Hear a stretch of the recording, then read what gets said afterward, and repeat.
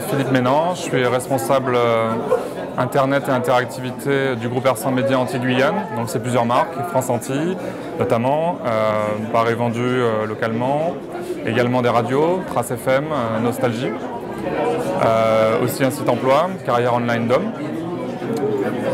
Pour moi, une des principales évolutions qu'on a pu apporter, notamment en mettant en ligne les quotidiens France Antilles, France Guyane, c'est le fait pour les gens qui sont en situation de mobilité de pouvoir se tenir informés, de pouvoir recevoir aussi des newsletters, de pouvoir être au courant directement depuis chez eux de l'actualité du moment, de ce qui se passe tous les jours.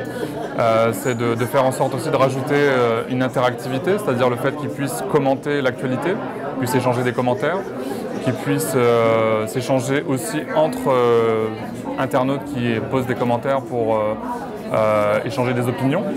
Donc il y a ça. Il y a aussi le fait bien sûr de penser à l'avenir sur les autres supports qui sont en train de se développer, qui se développent actuellement et qui se développeront bientôt. Je parle bien sûr des mobiles et des tablettes.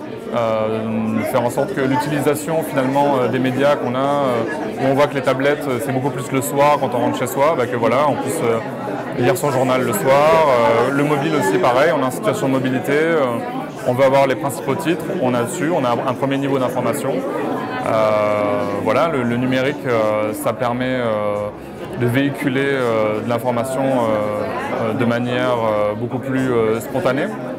Mais pour moi c'est complémentaire, ça ne remplacera pas le journal parce que pour moi c'est une chose qui vient en complément. Moi-même j'aime bien aller en kiosque acheter les journaux de mon choix, ça ne m'empêche pas de consulter les sites.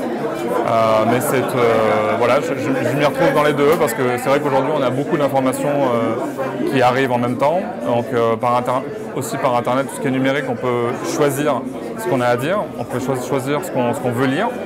Et ça n'empêche pas, bien sûr, d'acheter un magazine, d'acheter même un quotidien. En fonction. Et souvent, moi, ce qui m'attire et ce qui va me faire acheter un journal, c'est quand je reçois une newsletter, je lis un article, et finalement, j'ai envie d'avoir l'article tel qu'il est présenté dans le journal ou tel qu'il est présenté dans un magazine, parce que derrière, il y aura peut-être aussi d'autres connexions, d'autres éléments que j'ai envie de lire.